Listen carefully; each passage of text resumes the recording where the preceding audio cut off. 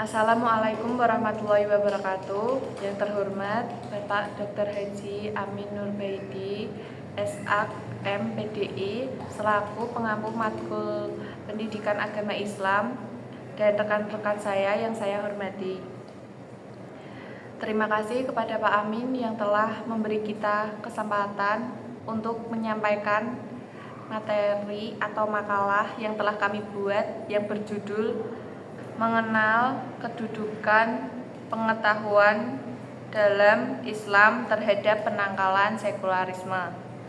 Sebelumnya, perkenalkan, saya Niswi Ramadhani Sulistiorini dengan NIM 2024-10-10-60 dan kedua rekan saya Revi Sitiani Herayanti dengan NIM 2024-10-10-67. Saya Eka Putri Azhara NIM 2024-10-10-43.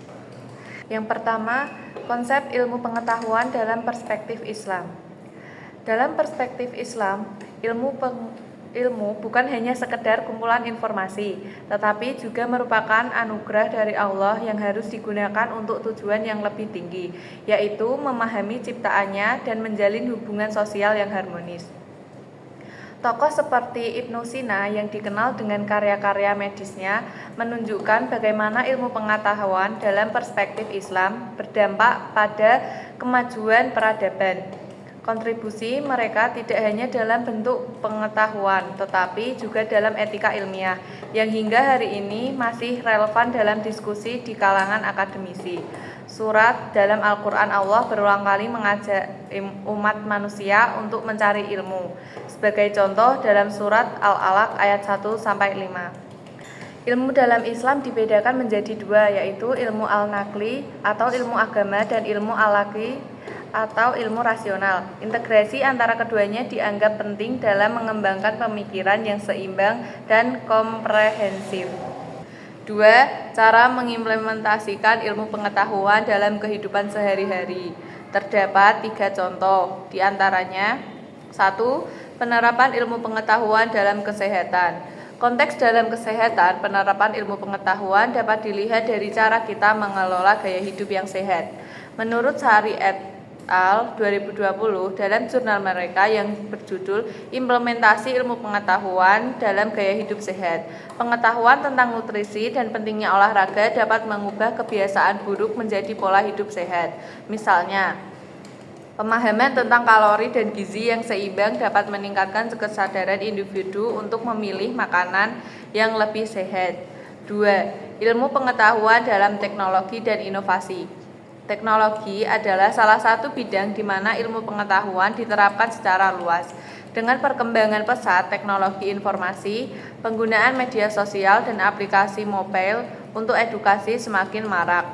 Menurut Pratiwi 2021 dalam jurnal Pengaruh Teknologi terhadap Pendidikan, Alat dan Media Pembelajaran berbasis teknologi mampu meningkatkan pemahaman siswa terhadap materi ajar dan mendukung pembelajaran yang lebih efektif. 3. Pengambilan keputusan berdasarkan data dan fakta pada pengambilan keputusan sehari-hari. Penerapan metode ilmiah menjadi penting untuk menghindari bias. Misalnya, menurut Susanto 2022, dalam artikel pendekatan ilmiah dalam pengambilan keputusan, dari mengandalkan insting atau asumsi, individu sebaiknya menggunakan data dan analisis untuk membuat keputusan yang lebih baik. Pendekatan ini tidak hanya relevan dalam konteks pribadi, tetapi juga dalam lingkungan bisnis dan organisasi. Yang ketiga, yaitu dampak positif ilmu pengetahuan dalam perkembangan sosial dan budaya kampus. Yang pertama yaitu inovasi dan kreativitas. Dengan ilmu pengetahuan yang berkembang, mahasiswa bisa lebih kreatif dalam menghasilkan ide-ide baru. Ini membuat lingkungan kampus menjadi lebih dinamis. Yang kedua, peningkatan kesadaran sosial. Ilmu pengetahuan terutama dalam bidang sosial dan humaniora dapat membuat mahasiswa peka terhadap isu-isu sosial di sekitarnya. Mereka jadi lebih mengerti pada masalah-masalah lingkungan, keadilan sosial, dan kesehatan masyarakat. Ini membuat kampus menjadi lebih aktif dalam kegiatan sosial. Yang ketiga yaitu kolaborasi yang kuat. Pengetahuan yang dibagikan di dalam kampus menciptakan kolaborasi antar jurusan. Misalnya program-program lintas disiplin yang mengajak mahasiswa dari bidang yang berbeda untuk bekerja bersama-sama. Ini memperkaya pengalaman belajar mereka. Yang keempat yaitu pemikiran kritis.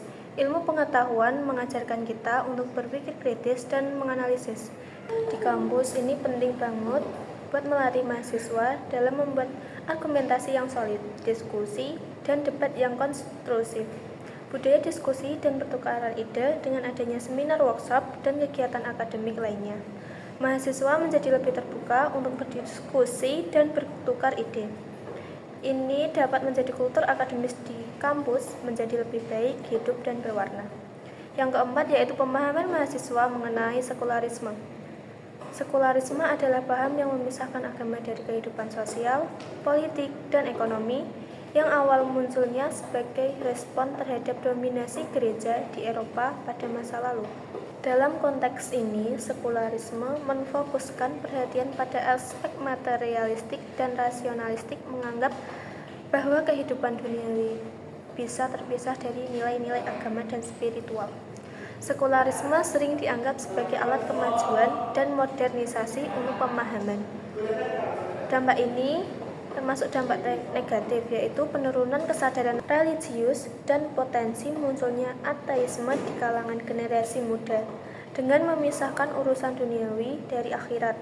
Sekularisme dapat mengarah pada pengabaian nilai-nilai moral yang spiritual yang fundamental dalam Islam. 5. Peran organisasi keagamaan dalam penguatan identitas agama Islam. A. Pembinaan spiritual dalam keagamaan. Organisasi keagamaan di kampus mengadakan berbagai kegiatan seperti pengajian, kajian kitab, dan seminar keagamaan yang bertujuan untuk membantu mahasiswa dalam memperdalam pemahaman ajaran Islam. Kegiatan-kegiatan ini menjadi sarana untuk menumbuhkan keimanan serta memperkuat identitas mahasiswa sebagai seorang muslim. B. Kegiatan sosial dan pengabdian masyarakat. Banyak organisasi keagamaan yang aktif dalam kegiatan sosial seperti bakti sosial, penggalangan dana, dan pemberdayaan masyarakat. Aktivitas ini tidak hanya mendorong mahasiswa untuk berkontribusi kepada masyarakat, tetapi juga meningkatkan rasa keterhubungan mereka sebagai bagian dari komunitas muslim yang peduli. C. Pengembangan kepemimpinan. Melalui kepengurusan organisasi, mahasiswa dilatih untuk menjadi pemimpin yang berlandaskan nilai-nilai Islam. Penumbuhan rasa tanggung jawab dan keteladanan di kalangan teman-teman seorganisasi merupakan salah satu aspek penting dari proses ini. D. Dialog antar agama. Beberapa organisasi keagamaan juga menginisiasi dialog antaragama dengan tujuan untuk meningkatkan toleransi dan saling pengertian antar umat beragama. Inisiatif ini penting agar mahasiswa dapat memahami pandangan orang lain sambil tetap teguh dengan identitas keagamaan mereka. Perlindungan identitas di lingkungan kampus yang heterogen. Di lingkungan kampus yang heterogen, organisasi keagamaan berfungsi sebagai wadah bagi mahasiswa muslim untuk saling mendukung dalam mempertahankan identitas mereka di tengah pengaruh budaya dan pemikiran yang berbeda. 6. Fungsi tri kerukunan umat beragama dalam kehidupan. A. Meningkatkan toleransi dan pengertian. Di lingkungan kampus yang heterogen, tri kerukunan berfungsi untuk meningkatkan toleransi antar mahasiswa dari berbagai latar belakang agama.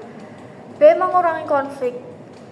Dengan adanya pemahaman tentang pentingnya kerukunan, potensi konflik antar umat beragama bisa diminimalisir. Mahasiswa belajar untuk saling menghargai dan berkomunikasi dengan baik.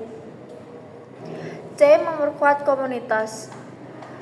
Tri kerukunan membantu membangun jaringan antara organisasi keagamaan di kampus. Ini bisa mengarah pada kolaborasi dalam berbagai kegiatan seperti seminar, diskusi, atau kegiatan sosial.